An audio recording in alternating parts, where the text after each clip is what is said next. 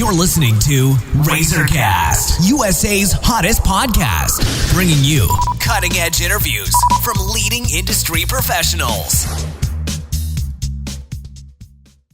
Hello, everyone. This is Liz Harvey, coming to you from our studios in New York City, where we are dedicated to bringing you cutting-edge interviews from many of the leading industry professionals across the U.S. In today's episode, we are speaking with Stephanie Heintzeler. Stephanie is a German-educated midwife, a U.S.-educated doula, an acupuncturist, and she is a certified lactation counselor. She is known as the New York doula. Stephanie has delivered over 1,200 babies and has experience with twins, triplets, breech babies, and water births. She also works with newborn parents in their postpartum stage and holds classes and seminars for moms and dads to be. With a wealth of experience and knowledge in her field, Stephanie Heintzeler is widely considered to be one of the top doulas in the country. She is also a contributing member of our national network of industry professionals. Today, we're going to talk about a very important topic, induction. Hello, Stephanie. How are you today? I'm very well. How are you? I'm doing great. Thanks so much for joining us. So, could you please explain?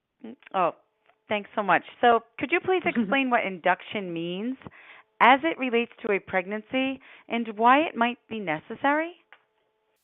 So induction means to either naturally or artificially bring the body into labor so that the baby will be born, either before the due date, around the due date, or after the due date. So it just means to do something to bring the body in labor. And what are the steps involved in the induction process in the hospital? It depends. So there are a few things that can be done at home, for example.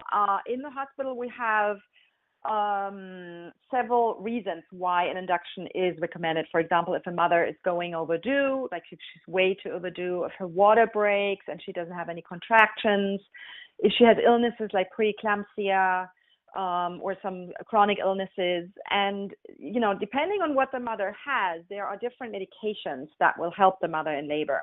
What is important is to know that induction can easily take 2 days. So induction doesn't mean that the mother will have the baby today. So it means they will try to bring the mother in labor. And then once she's in labor, it might take another 24 hours because, you know, you took medication to bring the mother there, when in fact her body wasn't ready. And therefore, it's different steps that will be taken to bring the mother in labor. And overall, there's about 4 different things that can be done. They start with a so-called Foley catheter, meaning they will put a catheter, they will insert a catheter into the mother's cervix, which unfortunately is incredibly painful. And then that balloon will be blown up from the inside and slowly stretch out the cervix so that the cervix opens up from the inside. And once once the cervix is opening up, thank you. Once the cervix is opening up, then they would start with so-called Pitocin, which is artificial contractions. Maybe also they will use prostaglandins, which is a gel that will be put in front of the cervix, or the mother will swallow Cytotec, which is a medication that is given so the mother goes in labor. This medication, though, is not allowed in Europe, so it's not approved by the FDA here as well, but hospitals still use it. So it would be important to discuss with the doctor or midwife what medication and what certain procedures use to induce a mother. And are there any risks involved with inducing labor? Yes. So, I mean, the main risk is really that the mother ends up in a C-section. The risk is about 50%, as high as if she would go in labor now normally. And the reason is that her body was not ready. So some mothers never go in labor, even with all this medication. Some babies don't like the medication. So suddenly, you know, their heartbeat gets funky. So the team decides to do a C-section. But the main thing is that with an induction, the mother usually gets a lot of pain medication because it is not, the contractions are not her own contractions. So with all these medications that bring a mother in labor, oftentimes the mother says pretty early on in labor, she's like, I can't do this. It's, you know, way too much and way too fast. So therefore she needs an epidural. At the same time, she's tired because in most hospitals in New York City, for example, the mother gets induced at midnight, which I find the most ridiculous thing ever. But because it's easier for the hospital to induce at night, so the mom will be in labor in the morning, so the doctor can be there during the day for the birth. And it's really a scheduling thing. And, you're in labor, you're starting to go in labor at midnight. You are tired. You're not allowed to eat. And therefore, you need a lot of medication. And so with all this medication, labor can't really progress.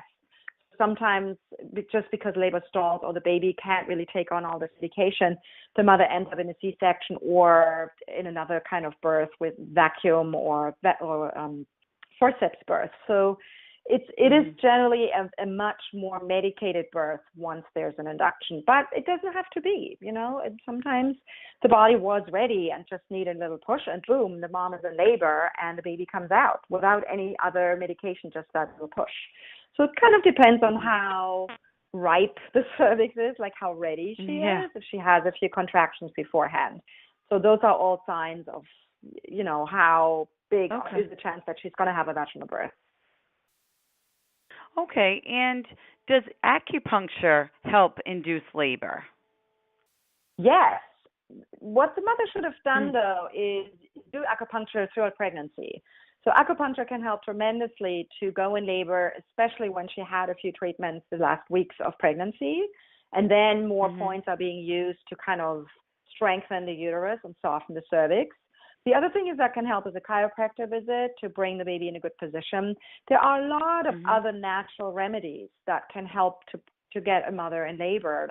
Doulas have like a huge list of things that can help, from certain foods, certain positions, certain natural remedies. Always back up with your obstetrician, up to little things like keep moving, move a lot, do a massage, see what's going on with yourself. Like, is she ready mentally to go in labor?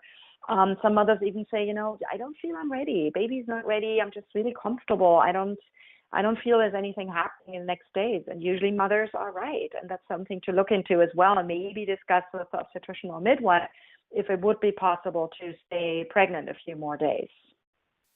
And, you touched on this a little bit, but I have to say, people say that if you eat spicy food or drink castor oil, that you can induce labor. So are these old wives' tales, or, are there some natural at-home methods, like you mentioned, that might actually work?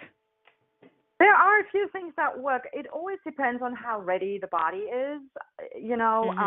Castor oil, for example, it gives diarrhea, and it's like a massage from behind, basically. So it's soft intestine, so it's the same muscle. It's soft muscle, and it's the same kind of muscle that the uterus has. And let's say the mother has diarrhea, chances are she'll go in labor just because everything is kind of coming out, everything is moving. There's certain foods, spicy foods, for example. There are certain recipes for, eggplant parmesan. Eggplant has an enzyme that can help to go in labor. The eggplant parmesan is a crazy recipe, and I'd be happy to, share if someone contacts me. It's a recipe with like certain kinds of herbs and cheeses that will just help, help the mother to digest a really long time. And therefore, it can also help. Sex helps tremendously. There's prostaglandins in sperm, and prostaglandins is a medication that is being used to go in labor. So there are a lot of little tips and tricks. They can help, and I've certainly had quite a lot of moms who went in labor, but the body needs to be ready. Like, you can't do that 2 weeks before your due date if the hormonal levels are not really accurate. But it can help when the mom is kind of contracting a tiny bit and she just feels, more tense. The body is just ready. So it's really in communication with, I talk with my clients, or the doula would be helpful, midwife, to really see what works at this point. What does she have? What signs does she have? And then we use those signs and just help them, bring them out a little more. Well, this has been great advice. Thank you, Stephanie. We know you're busy, so I just want to thank you for your time and your help today. You're very welcome. Thanks for having me. And for our listeners across the country, if you are interested in speaking with Stephanie Heintzeler, you can either go online to www.thenewyorkdoula.com or call 917-399-2031 to schedule an appointment. And on behalf of our entire team, we want to thank you for listening, and we look forward to bringing you more top quality content from our country's leading industry professionals. You've been listening to RazorCast, USA's hottest podcast, bringing you cutting-edge interviews from leading industry professionals.